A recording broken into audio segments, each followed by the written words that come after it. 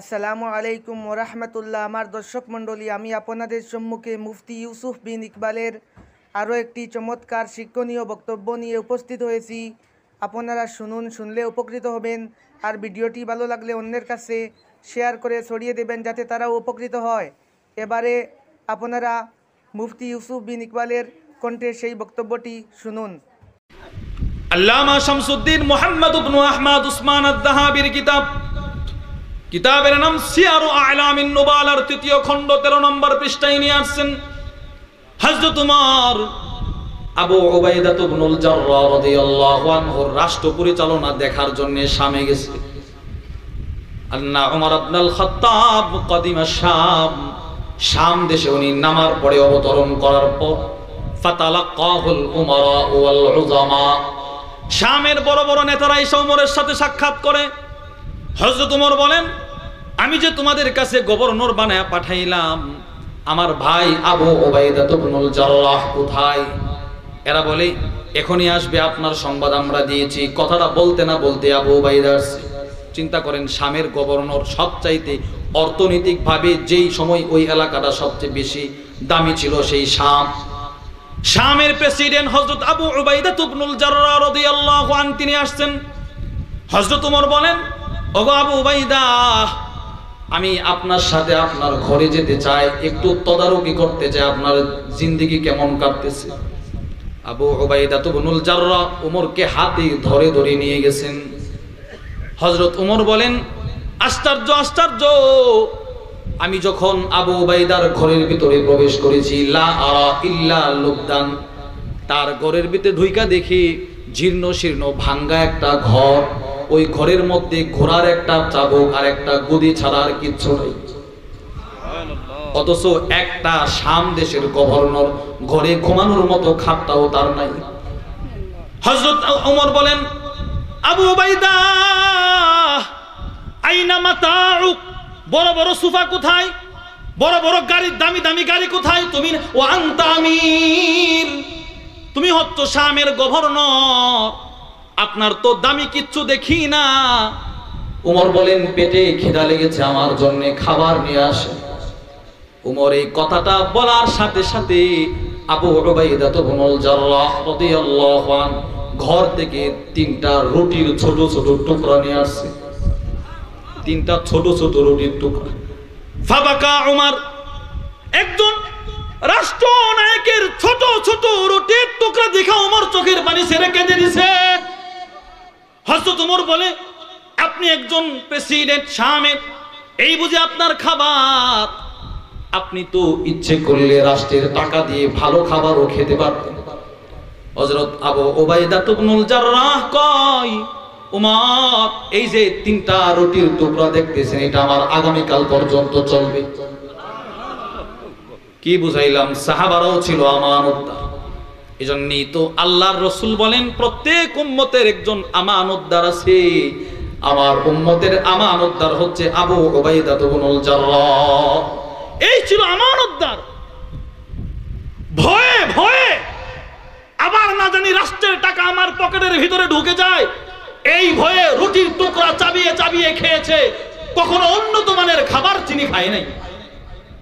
উমর তখন চিৎকার দিয়ে বলেছিল, আবু উবাইদা, গায়্যারানা দুনিয়া, দুনিয়া আমাদেরকে পরিবর্তন করে দিয়েছে, তোমাকে পরিবর্তন করতে পারে নাই।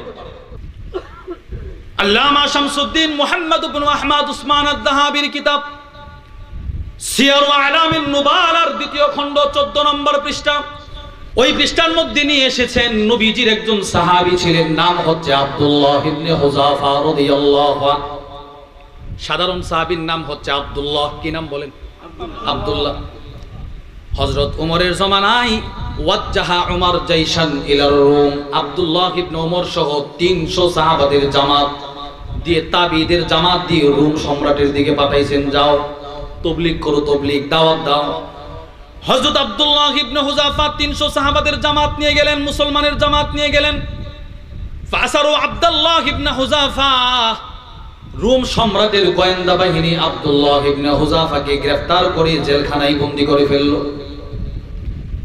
এবার এরা ধরে নিয়ে আব্দুল্লাহ ইবনে হুযাফা সেনাপতি সাহাবী, ওনারে ধরে নিয়ে বাদশার সামনে নিয়ে গিয়ে বলে, ইন্না হাযা মিন আসহাবি মুহাম্মদ সাল্লাল্লাহু আলাইহি ওয়াসাল্লাম। বাদশাহ সে হচ্ছে মুহাম্মদের সাহাবী, নাম তার আব্দুল্লাহ। ওরে যদি আপনি খ্রিস্টান বানাইতে পারেন, ওর ঈমানটা যদি আপনি নিতে পারেন, তাইলে সে জাহান্নামী হয়ে যাবে। একটু চেষ্টা করে দেখুন না ওরে কাফের বানাইতে পারেন কিনা। নাউজুবিল্লাহ বলুন। এবার বাদশা আব্দুল্লাহ ইবনে হুযাফাকে মৃদু মৃদু হেসে হেসে অফার দিন, এ আব্দুল্লাহ, হাল্লাকা আন তাতানাসসার ওয়া উ'তিয়াকা নিসফা মুলকি। কি কথাটা বলতে শুনেন। বাদশা বলে, তুমি যদি আমাদের ধর্ম খ্রিস্টান ধর্মটা গ্রহণ করো তো আমি আমার অর্ধ রাজত্ব তোমারে দিয়ে দেব। নাউজুবিল্লাহ বলবেন না।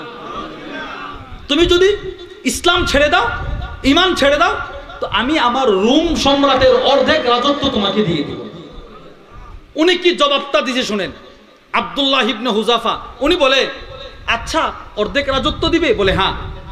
উনি বলে, লাউ আতাইতানি জামিআ মা তামলিক ওয়া জামিআ মুলকিল আরব।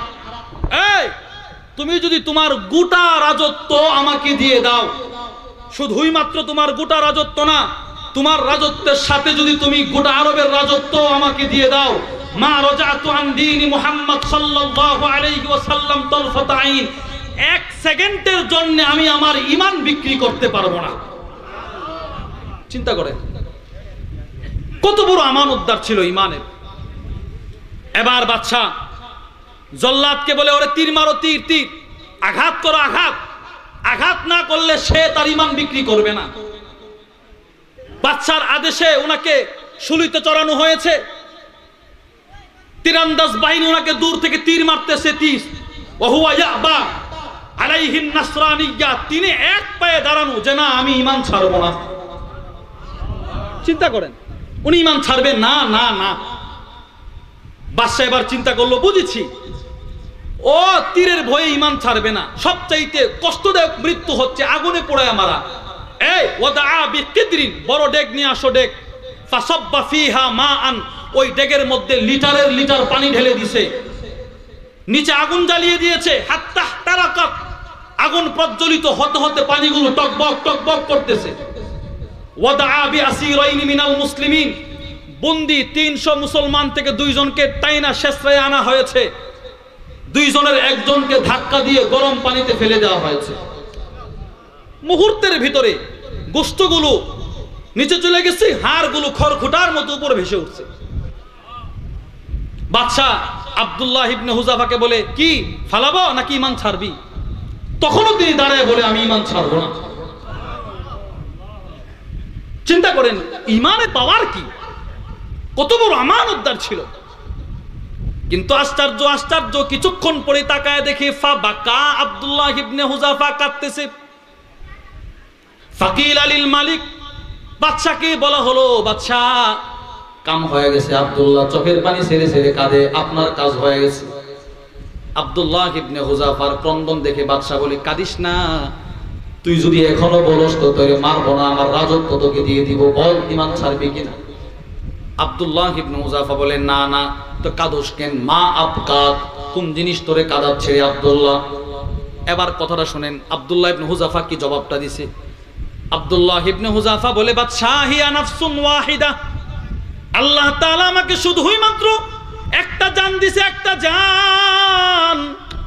ফাকুনতু আশতাহি আইয়াকুনা বিআদাদি শা'রি আনফুস, আল্লাহ যদি আমাকে আমার গোটা দেহের মধ্যে যতটা চুল আছে, চুল যতটা পশম আছে, ওই পশম পরিমাণ জান যদি আল্লাহ আমাকে দিত, প্রত্যেকটা জান আমি এই ডেগের মধ্যে লাফ দিয়ে দিয়ে আল্লাহর রাস্তায় দিয়ে দিতাম। এরপরেও আমি তরবারি আর আগুনের ভয়ে ঈমানের আমানতের খেয়ানত করতাম না। চিন্তা করেন কেমন আমানতদার ছিল। কেন কেন তুই এরকম কথা কেন বলস? আব্দুল্লাহ ইবনে হুযাফার মুখ দিয়ে গালিবান বক্তব্য চলে আসছে, ইন্নাল্লাযীনা ক্বালু রাব্বুনাল্লাহ, ইন্নাল্লাযীনা ক্বালু রাব্বুনাল্লাহ থুম্মা ইসতাকামু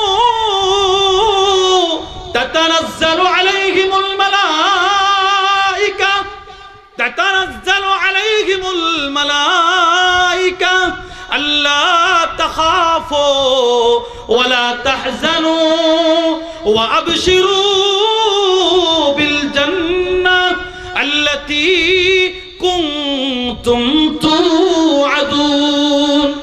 কারণ আমার রব বলেছে, কেউ যদি মৃত্যু পর্যন্ত ঈমানের আমানতের হেফাজত করে মৃত্যুবরণ করতে পারে, মৃত্যুর সাথে সাথে জান্নাতি ফেরেশতারা ওরে স্বাগতম জানায় সোজা জান্নাতে নিয়ে যাবে। এজন্য আমি এখনো মুস্কি মুস্কি হাসতেছি, আবার কাঁদতেছি। হায় হায়, যদি আমাকে আল্লাহ তাআলা শত শত জান দিত, আর সবগুলো জান যদি আল্লাহর রাহে আমি খরচ করতে পারতাম, হাসরের ময়দানে তো আল্লাহ আমার মর্যাদা কত বাড়ায়া দিত। এই শুনুন, আশ্চর্যের কথা শুনেন। উনার এই আমানতের হেফাজত দীক্ষা বাদশা বলে, আব্দুল্লাহ, জিন্দেগিতে কত মুসলমান দেখলাম, তোমার মতো দামি আমানতদার দেখি নাই কখনো। তুমি শুধু হাল্লাকা আন তুকাব্বিলা রাসি ওয়া উখাল্লি আন, তুমি শুধু আমার কপালে একটা চুমা দাও, তোমার বরকতি ঠোঁটটা দিয়ে আমি তোমাকে মুক্ত করে দিব। উনি বলেন, না, আমাকে একা করলে হবে না। ওয়ান জামিউল উসারা, আমার সাথে আরো যারা বন্দী এদেরকে ছাড়বা কিনা বলো। বলে, হ্যাঁ ছাড়বো, একটা চুমা দাও। আব্দুল্লাহ ইবনে হুযাফা বাদশার কপালে একটা চুমা দিছে, বাদশা সব বন্দীদেরকে মুক্ত করে দিছে। শুধু মুক্ত করে নাই, আশ্চর্যের কথা শুনুন, বাদশা ওনার ঈমানের আমানতের হেফাজত দেখা 30,000 দিনার ওনাকে পুরস্কার দিছে। আরো আশ্চর্যের কথা শুনেন, আল্লামা ইবনু মান্দা রাহিমাহুল্লাহ সিয়ারু আলামিন নুবালার মধ্যে নিয়ে আসছেন, 2য় খণ্ড 15 নম্বর পৃষ্ঠায়, এমন একজন আমানতের হেফাজত দেখা লাআল্লা হাদাল মালিক কদ আসলামা সিররা, এই বাদশাও গোপনে গোপনে কালিমা পড়ে মুসলমান হয়ে গেছে। আজকে আমি আপনাদের সামনে যে বিষয়টা নিয়ে আলোচনা করব, সে বিষয়টির নাম হচ্ছে আমানত। বলেন কি? আবার বলেন কি? আমানত। আপনারা প্রশ্ন করতে পারেন, হুজুর, এত বিষয় থাকতে আপনি আমানত কেন নিলেন?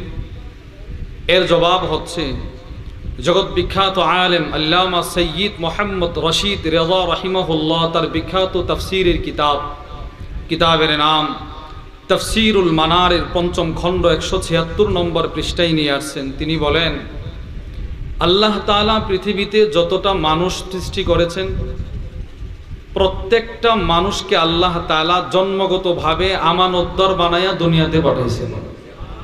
সুবহানাল্লাহ বলবেন না? মাস করে। এর মানে আমানত হচ্ছে আমাদের মূল বিষয়টাই হচ্ছে আমরা জন্মগতভাবে আমানতদার। বলেন, আমরা জন্মগতভাবে কি? সবাই বলেন কি? আমানতদার। এটা আমাদের জন্মের মূল। উনি বলেন, আল আস আইয়াকুনান নাস উমানা, প্রত্যেকটা মানুষের মূল হচ্ছে সে আমানতদার হবে। ওয়া খিলাফুল আসল আল খিয়ানা, আর প্রত্যেকটা মানুষের মূলের বিপরীত হচ্ছে সে খেয়ানতদার হওয়া।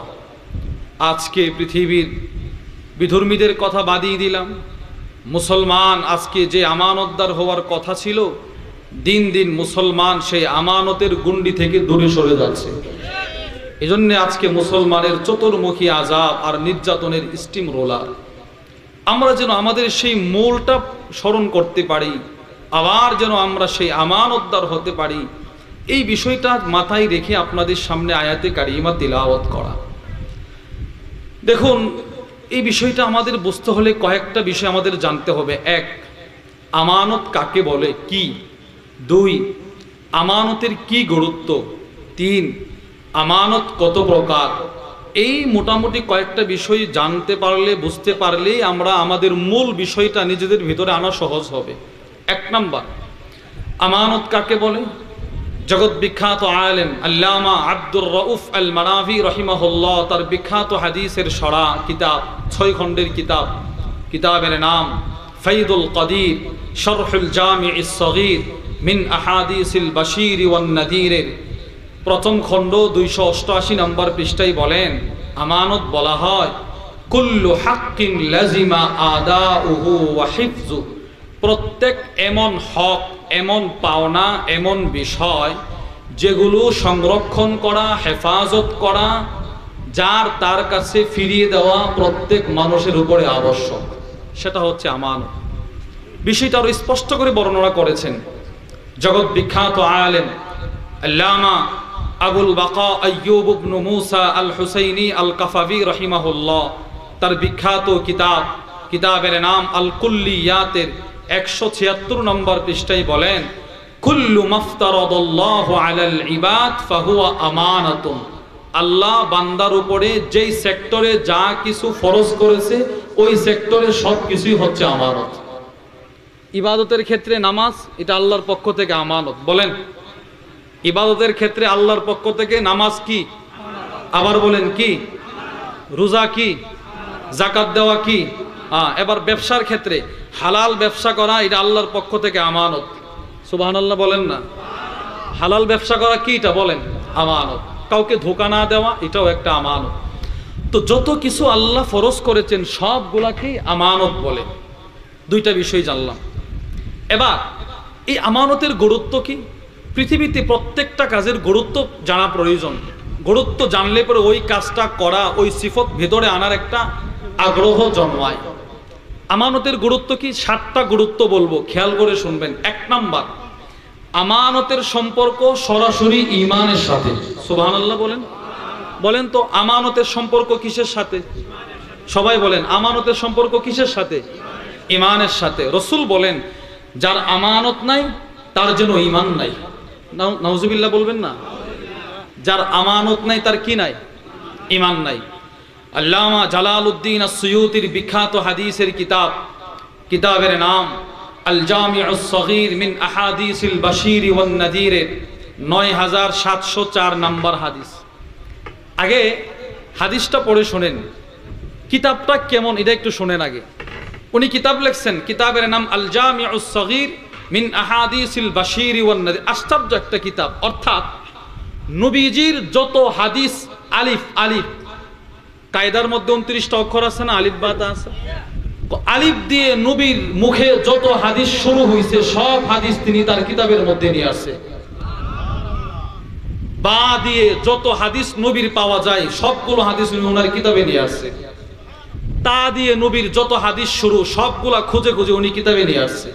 অর্থাৎ আলিফ বা তা আসার সিরিয়ালে উনি নবীর হাদিস বর্ণনা করছেন। সুবহানাল্লাহ বলেন। এটা একটা মুজিজা, এটা একটা নিয়ামত। তো ওই কিতাবের 9704 নম্বর হাদিস আনাস ইবনে মালিক থেকে বর্ণিত। আল্লাহর রাসূল বলেন, খেয়াল করে শুনেন, রাসূল বলেন, ক্বালা রাসূলুল্লাহ সাল্লাল্লাহু আলাইহি ওয়াসাল্লাম, আল্লাহর রাসূল বলেন, লা ঈমানা লিমান লা আমানাতা লা। আমার যে উম্মতের ভিতরে আমানত নাই ওই উম্মতের কিন্তু ঈমান নাই। ঈমান থাকতে হলে শর্ত আমানত। আমানত যদি আপনার ভেতরে থাকে তাহলে আপনার ভিতরে ঈমান আছে, আর আমানত যদি চলে যায় আপনার ভেতর থেকে ঈমানও চলে যাবে। এই কথাটাই আরো সুন্দর করে ব্যাখ্যা করছেন জগৎ বিখ্যাত আলেম আল্লামা আবু বকর ইবনে আবি শাইবা রাহিমাহুল্লাহ, যিনি মুসান্নাফে ইবনে আবি শাইবা লিখেছেন, অনেক বড় আলেম। ওনার কিতাবুল ঈমানের 19 নম্বর পৃষ্ঠায় বলেন, মা নাকাসাত আমানাতু আবদি কাত। কোন বান্দার আমানত কখনো কমে না, ইল্লা নাকাসা ঈমানু। যদি আমানত কমে যায় বুঝতে হবে তার ঈমানও কমে গেছে। নাউজুবিল্লাহ বলেন। তাহলে দুইজন আলেমের, নবীজির হাদিস আর আবু বকর ইবনে শাইবার বক্তব্য থেকে আমরা বুঝতে পারলাম ঈমানের সম্পর্ক আমানতের সাথে, আমানতের সম্পর্ক ঈমানের সাথে। বলেন ঈমানের সম্পর্ক আমানতের সাথে। বলেন ঈমানের সম্পর্ক, আবার আমানতের সম্পর্ক ঈমানের সাথে। 1 নম্বর গুরুত্ব। 2 নম্বর দেখুন কি কথাটা বলছে। জগৎ বিখ্যাত আলেম আল্লামা ইমাম নববী রহিমাহুল্লাহর একটা কিতাব আছে মুসলিম শরীফের শরা আল মিনহাজ শরহ সহিহ মুসলিম ইবনুল হাজ্জাজ, 2য় খণ্ড 222 নম্বর পৃষ্ঠায় নিয়ে আসছেন। ইমাম নববী বলেন, ইন্নাল আমানা হিয়া আইনুল ঈমান। এই মানুষ শোনো, মাছের জন্য যেমন পানি প্রয়োজন, মানুষের জন্য যেমন মাথা প্রয়োজন, ঠিক ওই রকম ইমানদারের জন্য আমানত প্রয়োজন। তাহলে বোঝা গেল এখানেও আমানতের সম্পর্ক সরাসরি ঈমানের সাথে। ঈমানের মূল হচ্ছে আমানত। বলেন ঈমানের মূল কি? সবাই বলেন ঈমানের মূল কি? আমানত। 2টা গুরুত্ব। 3 নম্বর গুরুত্ব, আমানত জিবরিল আলাইহিস সালাতু ওয়াস সালামের অন্যতম সবচাইতে বড় একটা সিফত, সুবহানাল্লাহ বলেন। আমানত জিবরাইলের সিফত, বলেন আমানত কার সিফত? যেই আমানতের সিফত থাকার কারণে আল্লাহ তাআলা কোরআন নাজিল সহ অসংখ্য অগণিত আসমানি কিতাব আনা নেওয়ার দায়িত্ব আল্লাহ জিবরাইলকে দান করছে। আরে আল্লাহু আকবার বলবেন না আওয়াজ করে? কি সাধারণ কথা মনে করছেন? আল্লাহ তাআলা জিবরিলকে আমানতদার বানাইছেন। দলিল সূরাতুশ শুআরা আয়াত নাম্বার 192-93। রব নিজে বলেন, নাযালা বিহির রূহুল আমিন। জিবরিল কোরআন নিয়ে আসছে। কে সেই জিবরিল? আল আমিন, যে ছিল বিশ্বস্ত আমানতদার। তাহলে 3 নাম্বার জিবরিল আমানতদার। প্রথম, ঈমানের সাথে আমানতের সম্পর্ক। 2, ঈমানের মূল আমানত। 3, আমানত জিবরিলের সিফত। 4, আমানত আল কোরআনের সিফত। সুবহানাল্লাহ বলেন। আমানত কোরআনের সিফত। আমানত কিসের সিফত? কোরআনের সিফত। বুখারী শরীফের 4978 নম্বর হাদিসের পূর্বে ইমাম বুখারী একটা বাব কায়েম করছে, অধ্যায় কায়েম করছে, কিতাবু ফাদাইলিল কোরআন। ওই অধ্যায়ে কায়েম করার পরেই তিনি লিখছেন, আব্দুল্লাহ ইবনে আব্বাস বলেন, আল কোরআন আমিনুন আলা কুল্লি কিতাবিন ক্বাবলা। কোরআন হচ্ছে পূর্বের সমস্ত আসমানি কিতাবের জন্য আমানতদার। সুবহানাল্লাহ বলবেন না? কোরআন সমস্ত আসমানি কিতাবের জন্য আমানতদার।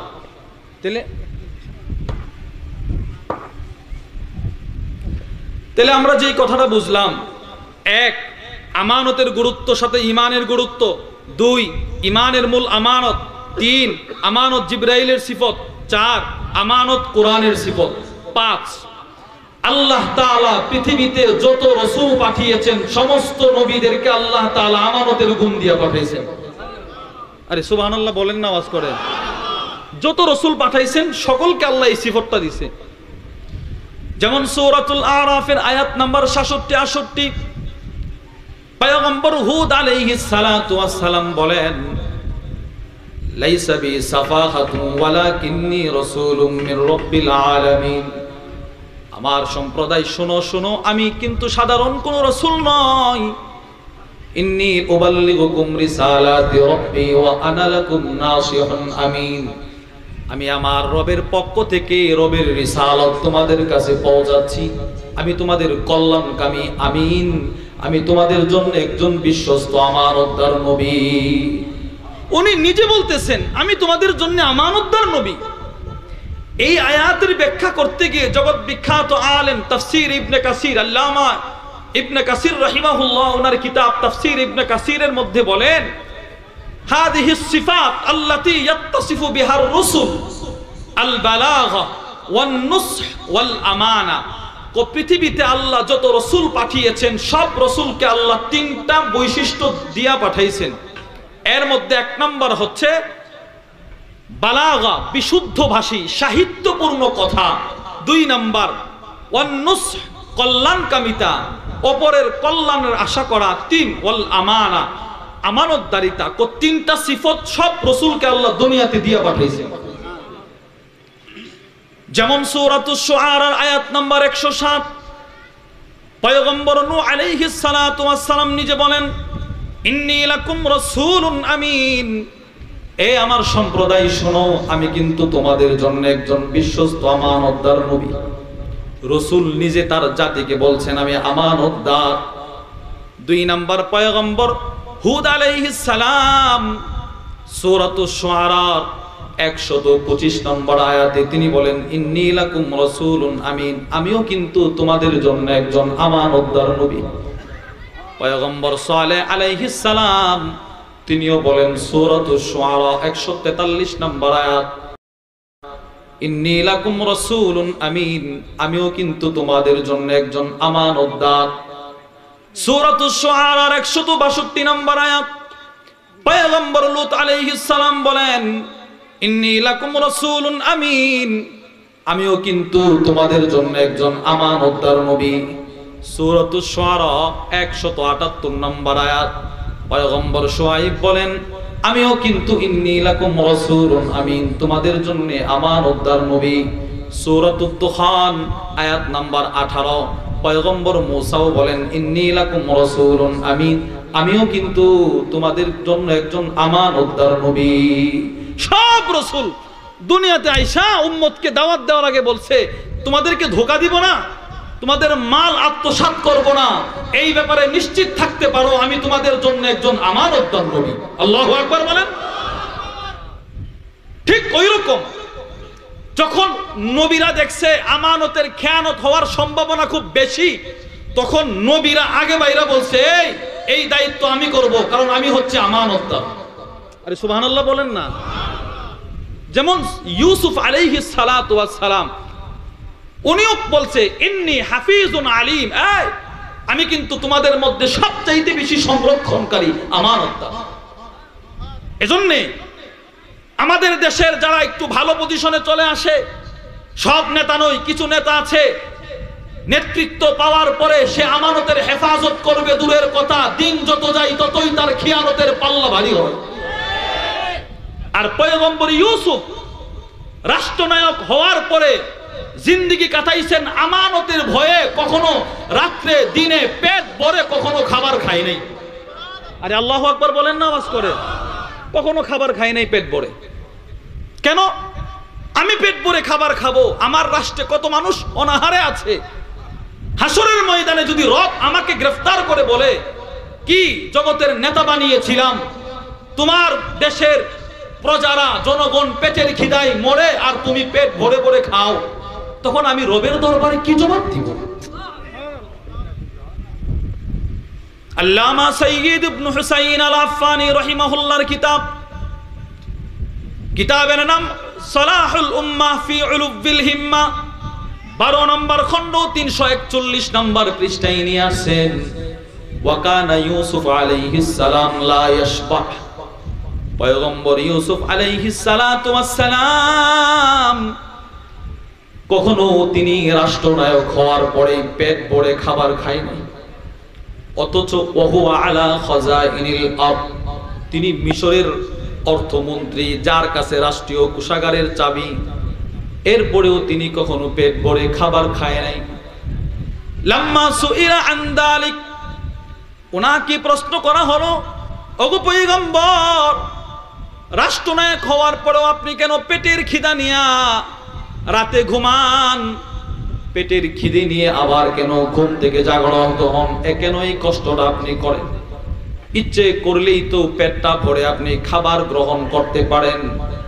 পয়গম্বর ইউসুফ বলেন, ইন্নী আখাফু আন আশবাহ, আমার ভয় হয় আমি যদি রাষ্ট্রনায়ক হয়ে পেট ভরে খাবার খেয়ে ঘুমিয়ে যাই, ফা আনসাল জিয়া, আর যদি আমি আমার রাষ্ট্রের দরিদ্র লোকদের কথা ভুলে যাই, হাসরের ময়দানে রব যদি আমাকে জিজ্ঞেস করে, আমি ইউসুফের কোন জবাব থাকবে না। এজন্য আমি পুরা পেট ভরে খাবার খাই না, পেটের খিদা নিয়ে ঘুমাই, পেটের খিদা নিয়ে ঘুম থেকে জাগ্রত। আমি আপনাদেরকে যে কথাটা বোঝাইতে চাইলাম, উনিও ছিলেন আমানতদার। এর বিপরীত আমার নবী নয়। মুসা যেমন ছিল আমানতদার, ঈসা যেমন ছিল আমানতদার, নূহ যেমন ছিল আমানতদার, হুদ যেমন ছিল আমানতদার, লূত, সালেহ, শুআইব আলাইহিমুস সালাতু ওয়াস সালাম, তিনারা যেমন ছিল আমানতদার, এদের চাইতে কোটি গুণ বেশি আমানতদার ছিল আমার নবী মুহাম্মদুর রাসূলুল্লাহ সাল্লাল্লাহু আলাইহি ওয়াসাল্লাম। এদের চাইতে, এদের আমানতের পালা যেখানে শেষ, অথবা এদের আমানতের চাইতে কোটি গুণ বেশি আমানতের সিফত দিয়ে আল্লাহ আমার রাসূলকে দুনিয়ায় পাঠাইছে। এজন্য আমার রাসূল বলে কি জানেন? সহিহুল জামে হাদিস নাম্বার 1337, আলবানী রাহিমাহুল্লাহর বিখ্যাত হাদিসের কিতাব। রাসূল বলেন, ওয়াল্লাহি ইন্নী লা আমিনুন ফিস সামা ওয়া আমিনুন ফিল আরদ। সব রাসূল আয়েশা দুনিয়াতে বলছে আমি তোমাদের জন্য আমানতদার, আর আমার রাসূল বলে আমি শুধু দুনিয়াতে আমানতদার না, আমি আকাশেও আমানতদার।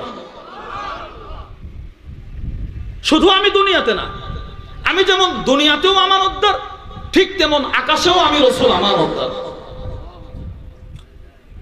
এজন্যে প্রত্যেক নবীরা উম্মতকে আগে নিজে আমানতদার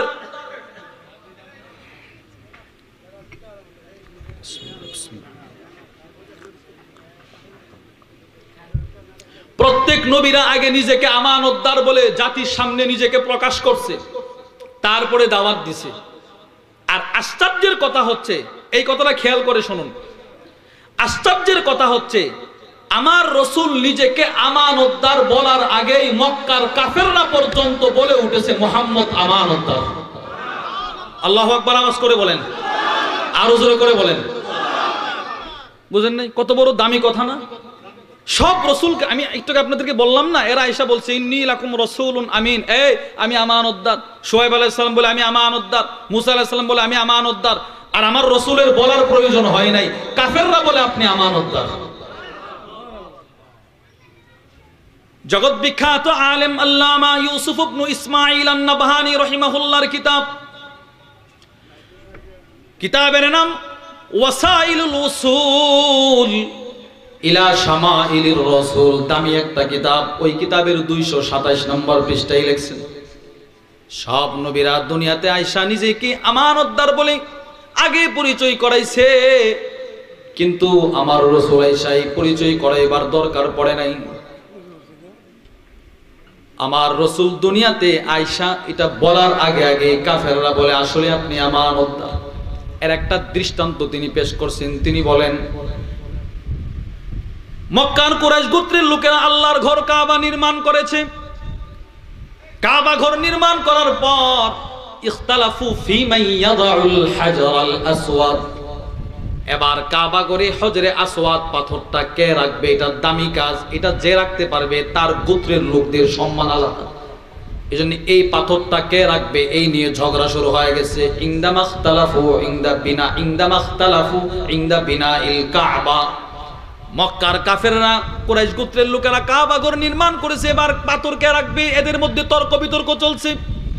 এক পর্যায়ে মক্কার কাফেররা এক হইয়া এই কথার উপরে সিদ্ধান্ত নিয়েছে যে এই দরজা দিয়ে হেরেম শরীফে আগামীকাল যে ঢুকবে সেই পাথরটা রাখবে, সুবহানাল্লাহ, অথবা এ যাকে বলবে সে পাথরটা রাখবে।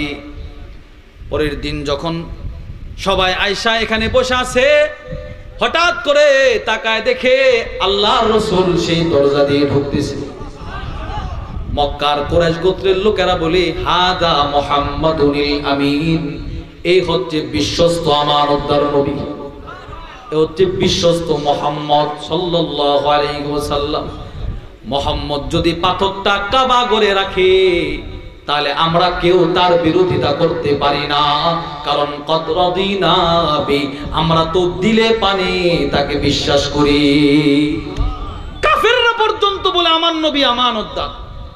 কাফেরদের যে সর্দার আবু জাহেল, সূরাতুল আনআমের 33 নম্বর আয়াত, ফাইন্নাহুম লা ইউকাদ্দিবুনাক ওয়ালাকিন্নাজ জালিমিনা বিআয়াতিল্লাহি ইয়াজহাদুন, এই আয়াতের ব্যাখ্যায় তাফসীর ইবনে কাসিরের মধ্যে আসছে আবু জাহেল গিয়ে আল্লাহর রাসূলকে বলে মুহাম্মদ ইন্না লা নুকাদ্দিবুক, আমি তোমাকে মিথ্যাবাদী বলি না। সুবহানাল্লাহ বলেন না। ও গোপনে গোপনে গিয়ে বলে তুমি সত্য, এটা আমি 100% মানি, তুমি আমানতদার এটা আমি মানি, কিন্তু তুমি যা নিয়ে আসো এটা আমি বিশ্বাস করি না। কিন্তু ও কিন্তু আমার নবী যে সত্য আমানতদার এটা বিশ্বাস করে কি করে না বলেন? তাহলে এই আমানতের সিফত এটা আমাদের নবীরও সিফত, প্লাস সমস্ত নবীদের সিফত। 5 নাম্বার 6 নাম্বার আমানত সাহাবাদের সিফত। সুবহানাল্লাহ বলেন। আমানত কাদের সিফত? আর সাহাবাদের সিফত যদি কোনো মুমিনের ভিতরে চলে আসে ও ডাইরেক্ট জান্নাতে চলে যাবে। সুবহানাল্লাহ বলেন না আওয়াজ করে। তো সাহাবাদের সিফত ছিল আমানত। এজন্য কখনো কখনো রাসূল কোন কোন সাহাবীর ক্ষেত্রে বলছেন আমার উম্মতের মধ্যে সবচাইতে বড় আমানতদার হচ্ছে এই সাহাবী। বুঝেন নাই? রাসূল নিজে বলছে কখনো। বুখারী শরীফের 7255 নম্বর হাদিস, আল্লাহর রাসূল বলেন লিকুল্লি উম্মাতিন আমিনুন, প্রত্যেক উম্মতের একজন আমানতদার থাকে।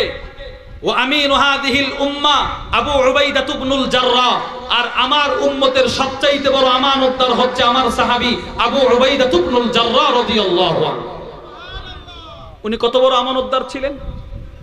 উনাকে উমরের জমানাতে শামের গভর্নর বানানো হয়েছে। শামের গভর্নর সাধারণ কোনো ব্যাপার না, এত বিশাল শাম, অর্থনৈতিকভাবে যে শাম খুব উন্নত ছিল, সেই শামের গভর্নর আবু উবাইদা ইবনুল জাররাহ। আল্লামা শামসুদ্দিন মুহাম্মদ ইবনে আহমদ উসমান আদ-দাহাবির কিতাবের নাম সিয়ারু আ'লামিন নুবালার ৩য় খণ্ড ১৩ নম্বর পৃষ্ঠায় নিয়ে আসছেন হযরত উমর আবু উবাইদা ইবনুল জাররাহ রাদিয়াল্লাহু আনহুর রাষ্ট্র পরিচালনা দেখার জন্য শামে গেছে। আন্না উমর ইবনুল খাত্তাব কদিমা শাম দেশে উনি নামার পরে অবতরণ করার পর ফাতালাক্কাহুল উমারা ওয়াল উযামা, শামের বড় বড় নেতারা এসে উমরের সাথে সাক্ষাৎ করে। হযরত উমর বলেন, আমি যে তোমাদের কাছে গভর্নর বানায়া পাঠাইলাম, আমার ভাই আবু উবাইদা ইবনুল জাররাহ কোথায়? এরা বলে, এখনই আসবে, আপনার সংবাদ আমরা দিয়েছি। কথাটা বলতে না বলতে আবু উবাইদা আসছে। চিন্তা করেন, শামের গভর্নর, সবচাইতে অর্থনৈতিকভাবে যেই সময় ওই এলাকাটা সবচেয়ে বেশি দামি ছিল সেই শামের প্রেসিডেন্ট হযরত আবু উবাইদা ইবনুল জাররাহ রাদিয়াল্লাহু আনহু তিনি আসছেন। হযরত ওমর বলেন, ওগো আবু উবাইদা, আমি আপনার সাথে আপনার ঘরে যেতে চাই, একটু তদারকি করতে চাই আপনার জিন্দেগি কেমন কাটতেছে। আবু উবাইদা ইবনুল জাররাহ ওমরকে হাতে ধরে ধরে নিয়ে গেছেন। হযরত ওমর বলেন, আশ্চর্য আশ্চর্য, আমি যখন আবু উবাইদার ঘরের ভিতরে প্রবেশ করেছি, লা আরা ইল্লা লুবদান, তার ঘরের ভিতরে ঢুইকা দেখি জীর্ণ শীর্ণ ভাঙ্গা একটা ঘর, ওই ঘরের মধ্যে ঘোড়ার একটা চাবুক আর একটা গদি ছাড়া আর কিচ্ছু নাই। অথচ একটা শাম দেশের গভর্নর, ঘরে ঘুমানোর মতো খাটটাও তার নাই। হযরত ওমর বলেন, আবু উবাইদা আইনা মাতাউক, বড় বড় সোফা কোথায়, বড় বড় গাড়ি, দামি দামি গাড়ি কোথায়? তুমি ও আনতা আমির, তুমি হচ্ছ শামের গভর্নর, আপনার তো দামি কিচ্ছু দেখি না। উমর বলেন, পেটে খিদা লেগেছে, আমার জন্য খাবার নিয়ে আসে। উমর এই কথাটা বলার সাথে সাথে আবু উবাইদা ইবনুল জাররাহ রাদিয়াল্লাহু আনহু ঘর থেকে 3টা রুটির ছোট ছোট টুকরা নিয়ে আসছে। 3টা ছোট ছোট রুটির টুকরা।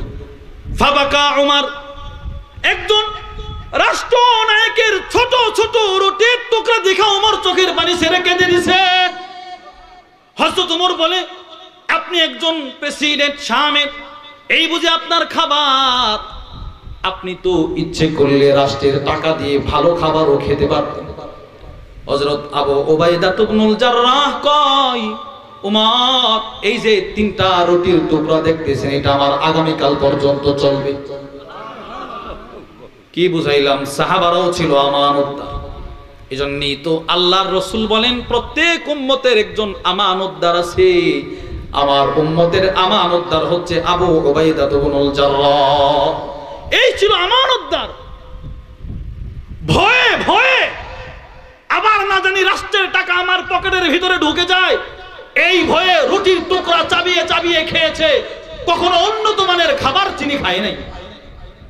উমর তখন চিৎকার দিয়ে বলেছিল, আবু উবাইদা, গায়্যারানা দুনিয়া, দুনিয়া আমাদেরকে পরিবর্তন করে দিয়েছে, তোমাকে পরিবর্তন করতে পারে নাই।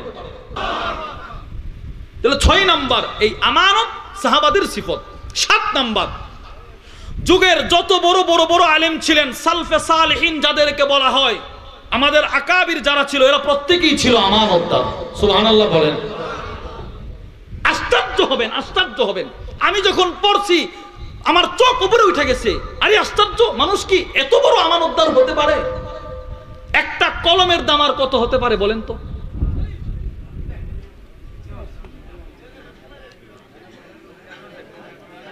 বলেন তো, এদিকে এদিকে মনোযোগ দেন। বলেন তো, একটা কলমের দাম কত হতে পারে বলেন? একটা কলম ভুলে ভুলে বেগে রয়ে গিয়েছিল, এক জায়গা থেকে আরেক জায়গায় চলে আসছে, কয়েক হাজার মাইল, 1 মাইল 2 মাইল না, কয়েক হাজার মাইল পায়ে হেঁটে চলে আসছে। এসে দেখে ওই যে ওখান থেকে একটা কলম নিয়েছিল একজনের কাছ থেকে ধার, আমানত হিসেবে নিয়েছিল কিছু একটা লেখার জন্য, ভুল ক্রমে কলমটার সাথে সাথে চলে আসছে, বেগে ভেতরে চলে আসছে। এই কলম ফেরত দেওয়ার জন্য আবার রিটার্ন উল্টো হাজার হাজার মাইল পথ পাড়ি দিয়ে একটা কলমের আমানতের হেফাজত করার জন্য তার বাড়িতে চলে গেছে। জগৎ বিখ্যাত আলেম আল্লামা আবুল কাসেম আলী ইবনুল হাসান ইবনুল আসাকির রাহিমাহুল্লাহ, অনেক বড় আলেম, কিতাব লেখছেন, কিতাবের নাম তারিখু মাদিনাতি দিমাশক। ৭৪ খণ্ডের কিতাব, সুবহানাল্লাহ বলেন। ৭৪ খণ্ডের কিতাব তারিখু মাদিনাতি দিমাশক, ৩২ নম্বর খণ্ড ৪৩৪ নম্বর পৃষ্ঠায় নিয়ে আসছে। হযরত হাসান ইবনে আরাফা বলেন, খেয়াল করে শুনুন, হাসান ইবনে আরাফা বলেন, ক্বালা ইবনুল মুবারক, জগৎ বিখ্যাত হানাফি মাযহাবের একজন ইমাম ছিলেন আব্দুল্লাহ ইবনুল মুবারক। বলেন কি নাম? আব্দুল্লাহ। বলেন সবাই, বলেন কি নাম? আব্দুল্লাহ। আব্দুল্লাহ ইবনুল মুবারক তিনি বলেন, হাসান ইবনে আরাফা বলেন, আব্দুল্লাহ ইবনুল মুবারক আমাকে বলতেছেন, ভাই ইস্তারতু কলামান বিআরদিশ শাম, আমি শাম দেশে সফরে ছিলাম, ওখান থেকে একটা কলম কিছু একটা লেখার জন্য একটা কলম আমি হাওলাত নিয়েছিলাম। যে ভাই, আমরা একজনকে একজন বলি, ভাই একটু কলমটা দেন তো, একটু লেখা দেই, জরুরি নাম্বার। বলে আমি একটা কলম একজনের কাছ থেকে নিয়েছিলাম একটা জরুরি লেখা লেখার জন্য, হতে পারে হাদিস। উনি বলেন, ভুলক্রমে আমি ফালাম্মা কদিম তোমার, কোথায় শাম আর কোথায় মার্ব? মার্ব হচ্ছে তুর্কমেনিস্তানের এলাকা, শাম থেকে মার্বে তুর্কমেনিস্তানে চলে আসছে ২ থেকে ৩,০০০ কিলোমিটার দূরত্ব দুই দেশের। উনি বলেন, কলমটা ব্যাগের ভিতরে রয়ে গেল, আমি বলতে পারি না। আমি যখন মার্বে আসছি, ব্যাগটা খুলে দেখি ওই যে কলমটা আমার ব্যাগের ভিতরে রয়ে গেল। ফাইদা হুয়া মাই, কলমটা আমার সাথে। উনি বলেন, ফারাজাতু ইলা শাম, আমি মার্ব থেকে আবার রিটার্ন করে তার বাড়িতে চলে গেছি। ১ মাইল ২ মাইল নয়, কয়েক হাজার কিলোমিটার পাড়ি দিয়ে আবার তার বাড়িতে চলে গেলাম। কারণ এই কলমটা যদি আমার কাছে থাকা অবস্থায় আমার মৃত্যু চলে আসে, তাইলে তো আমানতের খেয়ানতদার হয়ে গেল। কলমটা ৫ টাকা ২ টাকা দামের কলমটা ফেরত দেওয়ার জন্য আবার তার বাড়িতে চলে গেছে। ফারাদাতুহু আলা সাহিবি, কলমটা গিয়ে তার মালিককে আমি বুঝাইয়া দিলাম, এই যে একটা আমানতের হেফাজত করেছে, আল্লাহ তাআলা ওনার মাকাম কত বাড়িয়ে দিয়েছে দেখুন। আল্লামা শামসুদ্দিন মুহাম্মদ ইবনে আহমদ উসমান আয-যাহাবির কিতাব সিয়ারু আ'লামিন নুবালার ৭ম খণ্ড ৩৯১ নম্বর পৃষ্ঠায় নিয়ে আসছেন। হযরত আব্বাস ইবনে মুহাম্মদ আন-নাসাফি বলেন, এই আব্দুল্লাহ ইবনুল মুবারক যিনি কলম দিয়ে আসছে, ওনার ইন্তেকালের পর আমি স্বপ্ন দেখি ওয়াকিফান আলা বাবিল জান্নাহ, তিনি জান্নাতের দরজার সামনে দাঁড়ায় আছে। বিয়াদিহি মিফতাহ, এই আব্দুল্লাহ ইবনুল মুবারকের হাতের মধ্যে একটা চাবি দেখা যায়, চাবি, আল্লাহু আকবার বলেন, একটা চাবি দেখা যায়। আমি স্বপ্ন যোগে ওনাকে প্রশ্ন করলাম, কি এই চাবি কার থেকে আপনি পেলেন, কেনই বা আপনি এখানে দাঁড়ানো? আব্দুল্লাহ ইবনুল মুবারক বলেন, ও ভাই, এই চাবিটা হচ্ছে মিফতাহুল জান্নাহ, জান্নাতের চাবি, জান্নাতের চাবি। স্বপ্নযোগে প্রশ্ন করলাম, আপনি কোথায় পেলেন? আব্দুল্লাহ ইবনুল মুবারক বলেন, দাফাহু ইলাইয়া রাসূলুল্লাহ সাল্লাল্লাহু আলাইহি ওয়াসাল্লাম, আল্লাহর রাসূল এই চাবিটা আমার কাছে একটু সময়ের জন্য দিয়েছে। আল্লাহর রাসূল চাবিটা আমার কাছে দিয়ে বলে, ফাকুন আমিনি ফিস সামা কামা কুনতা আমিনি ফিল আরদ। ও আব্দুল্লাহ, দুনিয়াতে তুমি ছিলে আমার উম্মতের একজন আমানতদার, জমিনে ছিলে। আজকে আমি জান্নাতের চাবিটা তোমার কাছে অল্প সময়ের জন্য দিয়ে তোমার মর্যাদা বাড়াইতে চাই। তুমি সংক্ষিপ্ত সময়ের জন্য আকাশেও আমি নবীর আমানতদার হয়ে যাও। এই হলো আব্দুল্লাহ ইবনুল মুবারক, কত বড় আমানতদার ছিলেন। আর কেনই বা তিনি আমানতদার হবেন না? ওনার বাপ ছিল ওনার চাইতে বড় আমানতদার। আরে আল্লাহু আকবার বলেন না। বাপ, ওনার পিতা ছিল আরো বড় আমানতদার। যেই সন্তানের ভিতরে বাবার আসর চলে আসে, ওই সন্তানকে আমরা সৎ সন্তান বলি। আর যেই সন্তান বাবার আসর তার ভিতরে থাকে না, বাপ ছিল ভালো, সে হলো ডাকাত, বাপ ছিল ভালো রাজনীতিবিদ, সে হলো খেয়ানতদার রাজনীতিবিদ, ওই সন্তানকে সমাজের মানুষ যতপিত করবে। কিন্তু সন্তানটা যদি ভালো বাবার ভালো সোহবত আর আচরগুলো নিজের ভিতরে নিয়ে আসে, ওই সন্তানের মর্যাদা বাড়িয়ে দেন কে? আরে আওয়াজ করে বলেন কে? তো উনি কেন আমানতদার হবে না? ওনার বাবাই তো ছিল বড় আমানতদার। ওনার বাবা কেমন আমানতদার ছিল এটা শুনেন।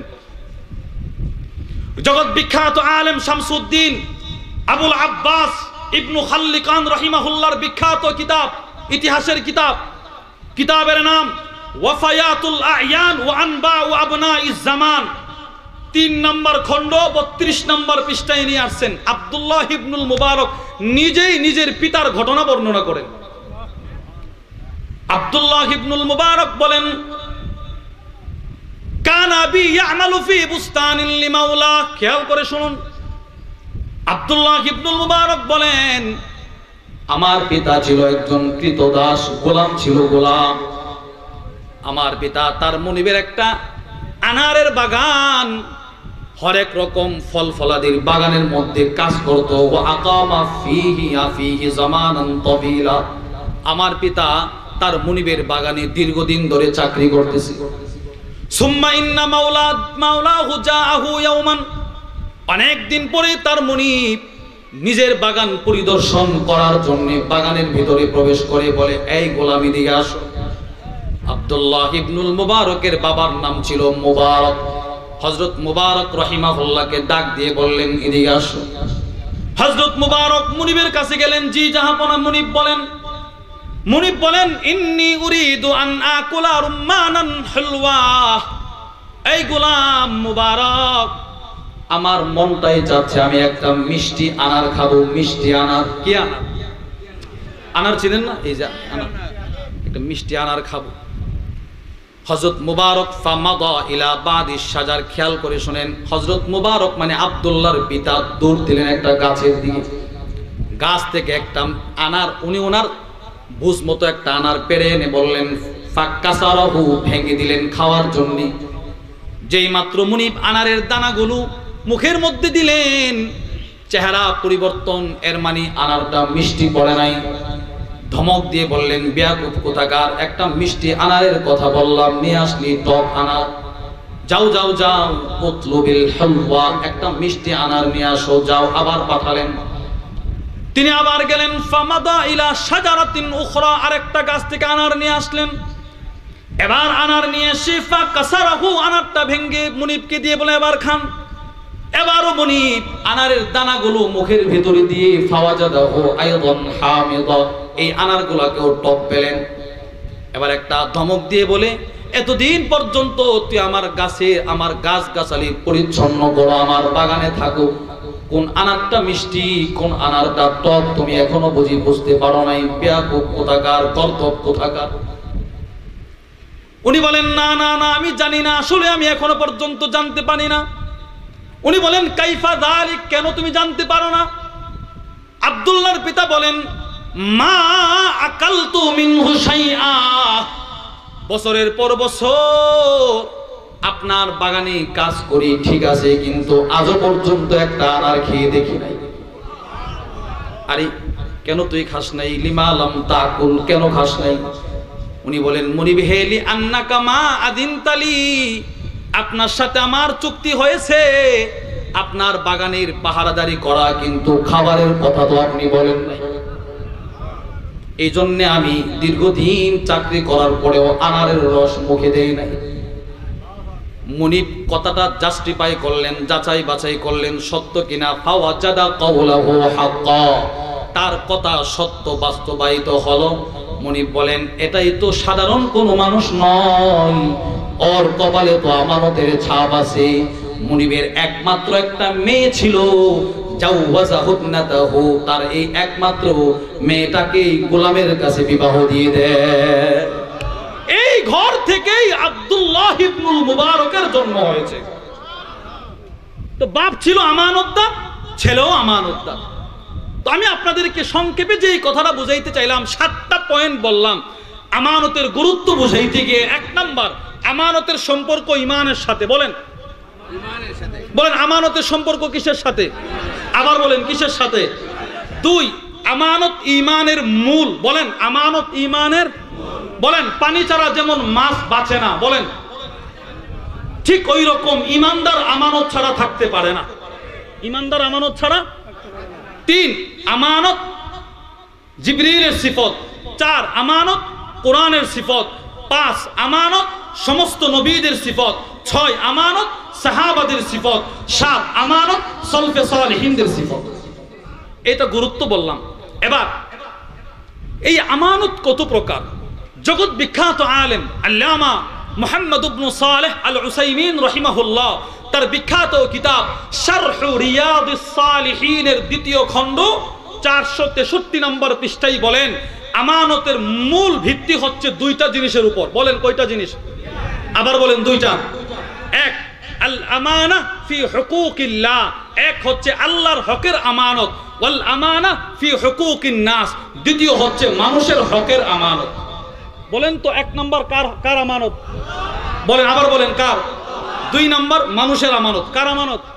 মানুষের আমানত। এই বিষয়টা আরেকটু স্পষ্ট করে আমরা জানতে পারি আমি যে আয়াতটা তিলাওয়াত করেছি সেই আয়াত থেকে। সূরাতুল আনফালের 27 নম্বর আয়াতে রব বলেন ইয়া আইয়ুহাল্লাযীনা আমানু লা তাখুনুল্লাহ। এ ঈমানদার তোমরা কখনো আল্লাহর আমানতের খেয়ানত করবে না। তো 1 নম্বর আল্লাহর আমানতের খেয়ানত। 2 নম্বর ওয়াতাখুনুর রাসূল, রাসূলের আমানতের খেয়ানত করবে না। 2 নম্বর নবীজির আমানতের খেয়ানত। 3 নম্বর ওয়াতাখুনু আমানাতিকুম, জেনে বুঝে তোমরা নিজেদের আমানতের খেয়ানত করবে না। তো 3 নম্বর মানুষের আমানত। তাহলে 1 নম্বর কার আমানত? আবার বলেন কার? 2 নম্বর নবীজির আমানত। বলেন আবার বলেন কার আমানত? 3 নম্বর মানুষের আমানত। এবার আল্লাহর আমানত দ্বারা কি বোঝাতে চাচ্ছেন? রসুলের আমানত দ্বারা কি বোঝাতে চাচ্ছেন? মানুষের আমানত দ্বারা কি বোঝাতে চাচ্ছেন? সংক্ষেপ আপনাদেরকে বলি। 1 নম্বর আল্লাহর আমানতের এক ব্যাখ্যা তাফসীরে বাগাবীর মধ্যে নিয়ে এসেছেন। 1 নম্বর ব্যাখ্যা হচ্ছে আই দীন আল্লাহ, আল্লাহর দ্বীন যাকে আল্লাহ দিয়ে দিবেন। ঈমান যারা পেয়েছে, রাষ্ট্রের অথবা ক্ষমতা অথবা টাকা অথবা ভয়ভীতি আসতে পারে, তারপরেও সে তার দ্বীনের আমানতের খেয়ানত করতে পারে না। অর্থাৎ আমাকে মারতেও পারে, আমাকে গৃহবন্দী করতেও পারে, আমাকে গুলি করে হত্যা শহীদ করেও দিতে পারে, এরপরেও আমি আমার ঈমান বিক্রি করব? আরে বলেন না, ঈমান বিক্রি করব না। এটা হচ্ছে আল্লাহর আমানত। আমাদের ভিতরে নাই। আমরা তো কিছু পেলেই ঈমান বিক্রি করে দেই। উত্তরবঙ্গে যান, মাইলের পর মাইল সাধারণ হতভাগা মুসলমান, দরিদ্র মুসলমানদেরকে খ্রিস্টানরা টাকা দিয়ে দিয়ে তাদের ঈমান কিনে নিয়ে যাচ্ছে। অথচ সাহাবায়ে কেরাম কেমন ছিল? গলায় তরবারি ধরছে, তরবারি। আল্লাহু আকবার বলেন না। গলায় তরবারি ধরছে, ঈমান ছাড়ে নাই। আগুনে ফেলে দেওয়ার ভয় দেখাইছে, ঈমান ছাড়ে নাই। আল্লামা শামসুদ্দিন মুহাম্মদ ইবনে আহমদ উসমান আদ-দাহাবির কিতাব সিয়ার ওয়া আলামিন নুবালার 2য় খণ্ড 14 নম্বর পৃষ্ঠা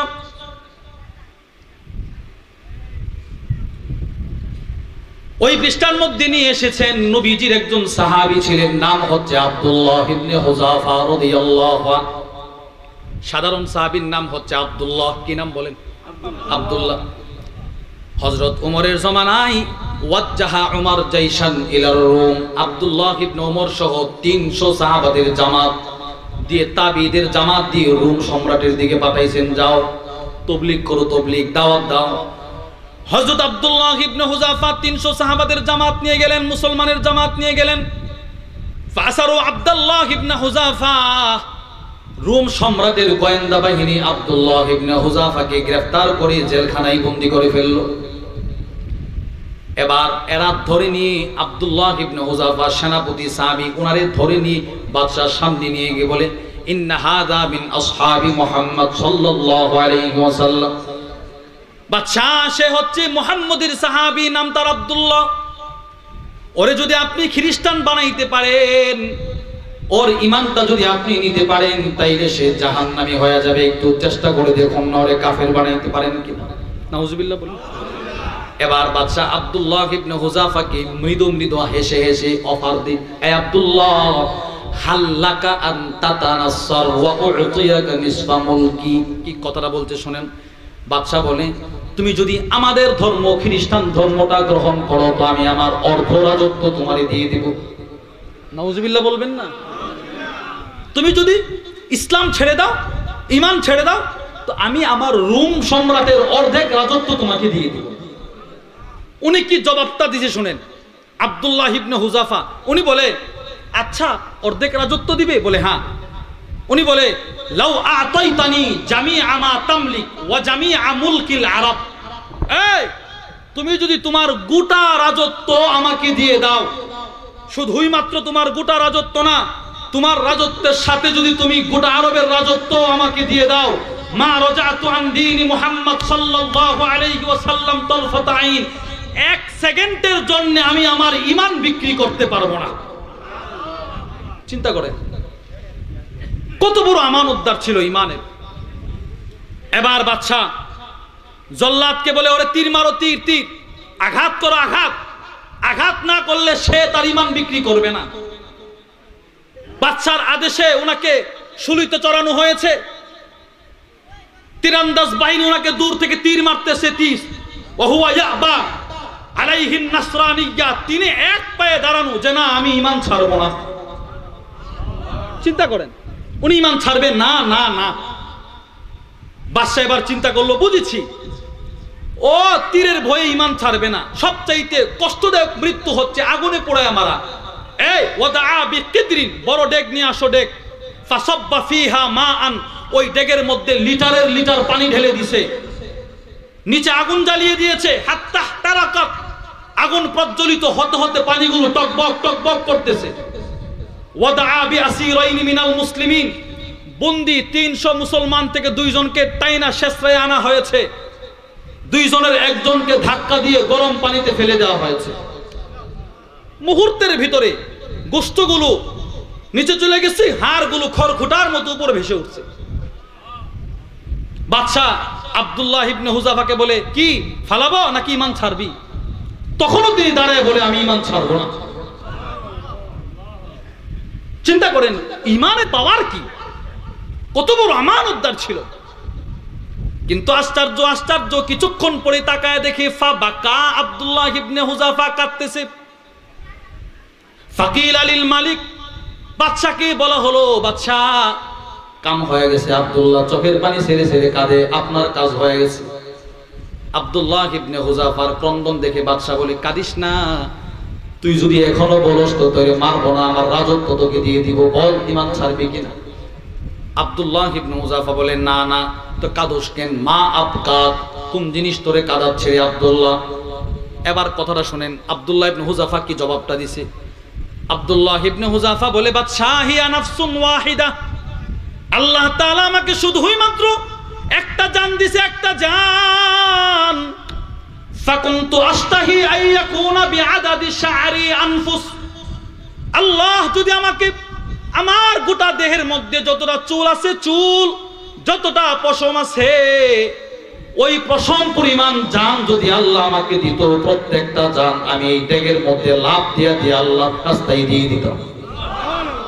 এরপরেও আমি তরবারি আর আগুনের ভয়ে ঈমানের আমানতের খেয়ানত করতাম না। চিন্তা করেন কেমন আমানতদার ছিল। কেন কেন তুই এরকম কথা কেন বলস? আব্দুল্লাহ ইবনে হুযাফার মুখ দিয়ে গালিবান বক্তব্য চলে আসছে, ইন্নাল্লাযীনা ক্বালু রাব্বুনাল্লাহ, ইন্নাল্লাযীনা ক্বালু রাব্বুনাল্লাহ থুম্মা ইসতাকামু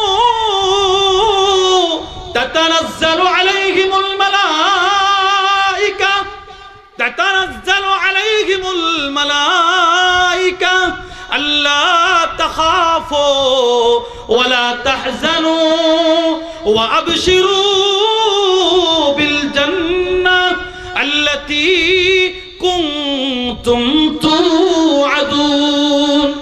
কারণ আমার রব বলেছে, কেউ যদি মৃত্যু পর্যন্ত ঈমানের আমানতের হেফাজত করে মৃত্যুবরণ করতে পারে, মৃত্যুর সাথে সাথে জান্নাতি ফেরেশতারা ওরে স্বাগতম জানায় সোজা জান্নাতে নিয়ে যাবে।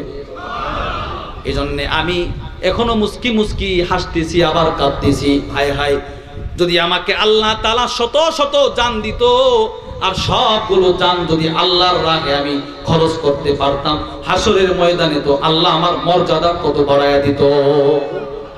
এই শুনুন, আশ্চর্যের কথা শুনেন, উনার এই আমানতের হেফাজত দীক্ষা বাচ্চা বলে, আব্দুল্লাহ, জিন্দগিতে কত মুসলমান দেখলাম, তোমার মতো দামি আমানতদার দেখি নাই কখনো। তুমি শুধু হাল্লাকা আন তুকাব্বিলা রাসি ওয়া উখাল্লি আন, তুমি শুধু আমার কপালে একটা চুমা দাও, তোমার বরকতি ঠোঁটটা দিয়ে আমি তোমাকে মুক্ত করে দিব। উনি বলেন, না, আমাকে একা করলে হবে না। ওয়ান জামিউল উসারা, আমার সাথে আরো যারা বন্দী এদেরকে ছাড়বা কিনা বলো। বলে, হ্যাঁ ছাড়বো, একটা চুমা দাও। আব্দুল্লাহ ইবনে হুযাফা বাদশার কপালে একটা চুমা দিছে, বাদশা সব বন্দীদেরকে মুক্ত করে দিছে। শুধু মুক্ত করে নাই, আশ্চর্যের কথা শুনুন, বাদশা ওনার ঈমানের আমানতের হেফাজত দেখা 30,000 দিনার ওনাকে পুরস্কার দিছে। আরো আশ্চর্যের কথা শুনেন, আল্লামা ইবনু মান্দা রাহিমাহুল্লাহ সিয়ারু আলামিন নুবালার মধ্যে নিয়ে আসছেন, 2য় খণ্ড 15 নম্বর পৃষ্ঠায়, এমন একজন আমানতের হেফাজত দেখা লাআল্লাহ হাদাল মালিক কদ আসলামা সিররা, এই বাদশাও গোপনে গোপনে কালিমা পড়ে মুসলমান হয়ে গেছে। কি বুঝলেন? এই ছিল আমানতের হেফাজত। 1 নাম্বার আমানত, আল্লাহর আমানতের অর্থ হচ্ছে আল্লাহর দ্বীনের আমানতের হেফাজত করা। 2 নাম্বার, আল্লাহ যত ফরজ বিধান দিছে কোনোটাই না ছাড়া সবগুলো করা। এবার চিন্তা করেন তো, আমার বয়স 60 বছর, আমি 50 বছর পর্যন্ত নামাজ পড়ি নাই, তো আল্লাহর কতগুলো আমানতের খেয়ানত করেছি। আমি এখনো পর্যন্ত যে আল্লাহ আমাকে সুস্থ রেখেছে, ওই রবের কুদরতি পায়ে সেজদা দেই নাই, আমি কত আমানতের খেয়ানত করেছি। আমরা আমানতের খেয়ানত করি নামাজ ছেড়ে। আর আল্লামা শামসুদ্দিন যাহাবীর কিতাব সিয়ারু আলামিন নুবালার 9 নম্বর খণ্ড 49 নম্বর পৃষ্ঠায় জগৎ বিখ্যাত আলেম মুহাম্মদ ইবনে সামা রাহিমাহুল্লাহ তিনি বলেন, মা লাম তাফুতনি তাকবীরাতুল উলা মুনযু 40 সানা, তুমি নামাজ পড়ো না, আপনি নামাজ পড়েন না, পড়লেও সপ্তাহে 1 দিন, পড়লেও বছরে 1 ঈদের নামাজ। আর মুহাম্মদ ইবনে সামা বলে, 40 বছরের ভিতরে আমার কখনো তাকবীর উলা ছুটে নাই। তাকবীর উলা বুঝেন? ইমাম সাহেব তাকবীর বলার সাথে সাথে উনি নামাজ পড়ছে 40 বছর। 40 বছর ইল্লা, তবে একদিন আমার তাকবীর উলা ছুটছে, জামাত না, তাকবীর উলা। কোন দিন? মাতাত উম্মি, যেদিন আমার মা মারা গেছিল, ওই দিন আমার তাকবীর উলা ছুটে গেছে। কেন আমার তাকবীর উলা ছুটলো? কেন তাকবীর উলা আমার ছুটলো? এই জেদ করে আমি আরো 26 রাকাত নামাজ বেশি পড়ছি। কি? আল্লাহর আমানতের হেফাজত। 2 রাসূলের আমানতের হেফাজত। হুজুর, রাসূলের আমানতের হেফাজত কি?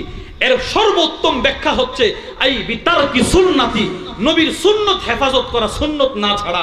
কারণ সুন্নত ছাড়া কোনো মানুষ দুনিয়াতে কোনো আলেম হতে পারে না, কোনো পীর হতে পারে না।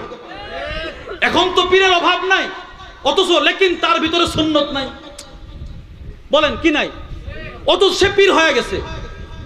ওর সামনে শরীয়তের পাবন্দি নাই, শরীয়তের বিধিবিধান তার সামনে নাই, ও পীর হয়ে গেছে। আমরাও আমাদের কি মস্তিষ্ক, আমরাও কি এইরকম পচা গান্দা লোকদেরকে পীর মানি?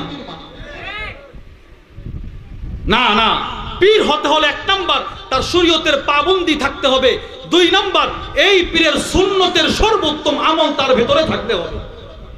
এজন্যে আল্লামা আব্দুল কাদের আর রুমি আল হানাফির কিতাবের নাম মাজালিসুল আবরার ওয়া মাসালিকুল আখয়ারের 21 নম্বর পৃষ্ঠায় আবু ইয়াজিদ আল বিস্তামি বলেন, যাকে আমরা বাইজিদ বুস্তামি নামে চিনি, বাইজিদ বুস্তামি নামটা ভুল, আবু ইয়াজিদ আল বিস্তামি বিকাসরিল বা বিস্তামি, উনি বলেন, এই দুনিয়ার মানুষ, লাউ নাজারতুম ইলা রাজুলিন, তোমরা যদি দুনিয়াতে কোনো মানুষকে দেখো, উতি আনওয়াউম মিনাল কারামাত, তাকে আল্লাহ অনেক কারামত দান করছে, হাত্তা তারাব্বা ফিল হাওয়া, এমন কি সে বাতাসে হেঁটে চলে যায়, আও মাশা আলাল মা, অথবা সে পানি দিয়ে হাঁটতে পারে, তো ফালা তাকতাররু, ওই ভণ্ডের বিরুদ্ধে তোমরা কখনো ধোঁকাই পড়বা না। আগে দেখো ওর ভিতরে সুন্নতের পাবন্দি আছে না নাই। যদি সুন্নত থাকে তো সে পীর, আর সুন্নত না থাকলে সে পীর না। কারণ ইলমে মারিফতের নূর কেবলমাত্র আল্লাহ তাআলা সুন্নতের কারণে বান্দাকে দিয়ে থাকে। আল্লামা ইবনুল কাইয়িম আল জাওজিয়্যি আলাইহির রাহমার কিতাবের নাম মাদারিজুস সালিকিন বাইনা মানাজিল ইয়্যাকা না'বুদু ওয়া ইয়্যাকা নাস্তাঈনের দ্বিতীয় খণ্ড 486 নম্বর পৃষ্ঠায় নিয়ে আসছেন। উনি বলেন, মান আলজামা নাফসাহু আদাবাস সুন্নাহ, যেই ব্যক্তি তার রাষ্ট্র জীবন, যেই ব্যক্তি তার ব্যক্তি জীবন, যেই ব্যক্তি তার পারিবারিক জীবন, যেই ব্যক্তি তার ব্যক্তিগত জীবনকে সুন্নতের রঙে রঙিন করবে, নাব্বারাল্লাহু কলবাহু বিনূরিল মারিফা, আল্লাহ ওই ব্যক্তির কলবকে ইলমে মারিফতের নূর দ্বারা পরিপূর্ণ করে দিবে। এজন্যে আমাদের হযরত চলে আসছে, হুজুর বয়ান করবেন, খুব গুরুত্বপূর্ণ আলোচনা করে থাকেন ইনশাআল্লাহ। আমাদের ব্রাহ্মণবাড়িয়ার গৌরব, বলেন আলহামদুলিল্লাহ, আরো জোরে করে বলেন আলহামদুলিল্লাহ। আমাদের হক্কানি আলেমদের মুখপাত্র আল্লাহ তাআলা ওনার হায়াত সহ যত আলেম আমাদের আছেন, হক্কানি আলেমদের হায়াতে আল্লাহ ভরপুর বরকত দান করেন। দীর্ঘদিন প্রতিদিন যে সফরগুলো করেন আল্লাহ তাআলা সেই সফরগুলো থেকে সর্বপ্রকার বালা মুসিবত থেকে ওনাকে হেফাজত করেন। এবং আমাদের আজকের যে প্রধান মেহমান চলে আসছেন আল্লামা আব্দুল মান্নান উসমানী হাফিজাহুল্লাহ, আল্লাহ হুজুরকেও নিয়ামতের হায়াত, আল্লাহ বরকতের হায়াত দান করুন, বলেন আমিন। তো উনিও বলেন যে সুন্নত মানলেই ইলমে মারিফতের নূর আসবে। এজন্যে 2 নাম্বার রসুলের আমানত মানে হচ্ছে নবীর সুন্নত না ছেড়ে দেওয়া, নবীর সুন্নতগুলো আঁকড়ে ধরা। এই সুন্নতের ব্যাপারে অনেক আলোচনা ছিল। আল্লাহ তাআলা এতটুক পর্যন্ত যেই কথাগুলো বললাম, এক, আমানত হচ্ছে আমাদের মূল, বলেন আমানত কি, বলেন আমানত কি? প্রত্যেকটা মানুষ জন্মগতভাবে কি বলেন? আমানতদার। 2, আমানতের গুরুত্ব 7টা বললাম। 3, আমানত কয়েক ভাগে বিভক্ত, আল্লাহর আমানত, রসুলের আমানত, আমাদের আমানত।